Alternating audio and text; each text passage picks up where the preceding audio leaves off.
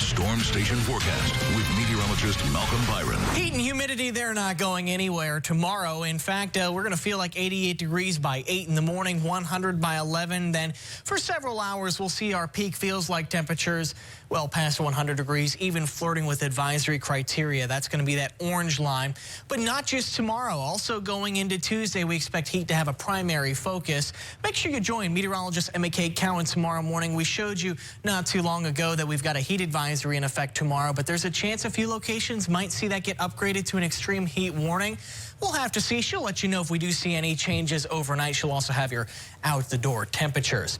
So speaking of heat alerts, about 150 million Americans are under some sort of alert, either right now or they will go into effect sometime tomorrow or maybe even on Tuesday. The orange shaded areas, that's going to be a heat advisory. The purple shaded areas, that would be the extreme heat warning. The reason why so much of the country is dealing with intense heat just has to do with the big ridge of high pressure. Right now it's centered just to our east, but you can see it's got a large sphere of influence. I mean, this goes all the way into the Central Plains and Mid-Atlantic states. Notice too where the rain is, the northern edge of this ridge. And tomorrow, that ridge of high pressure is going to sit right on top of us. Another thing these ridges like to do is shut down shower and thunderstorm activity. And that's what we expect tomorrow. If you do see any rain, well, you'd be very lucky tomorrow. I think the vast majority of us will be bone dry, and that allows the heat to sort of maximize.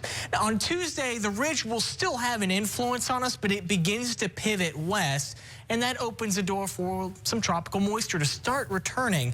And that's as evidenced here on Futurecast by some spotty showers and thunderstorms getting a little bit closer. So our rain chances aren't high on Tuesday, but they are just a tad higher.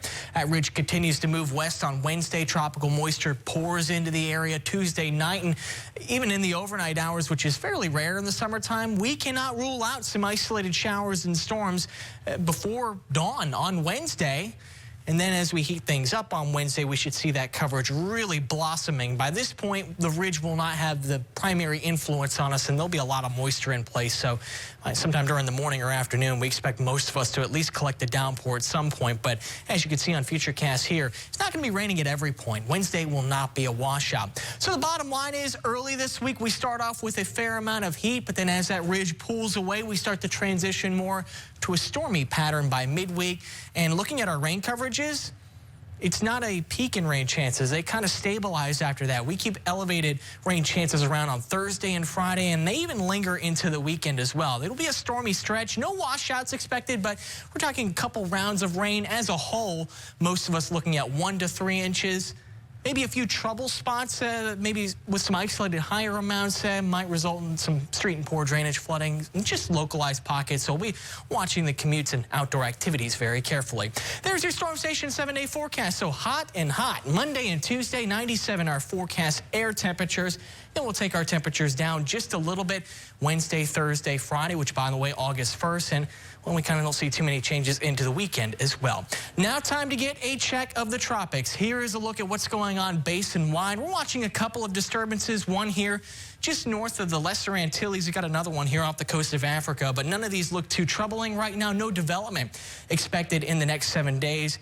You know, you just saw on the 7-day forecast, Friday is August the 1st, so we're getting closer and closer to the peak of hurricane season, which is in September. So I would expect activity, at least generally, to start picking up in the next couple of weeks. We've got an eye on it right here at the Storm Station.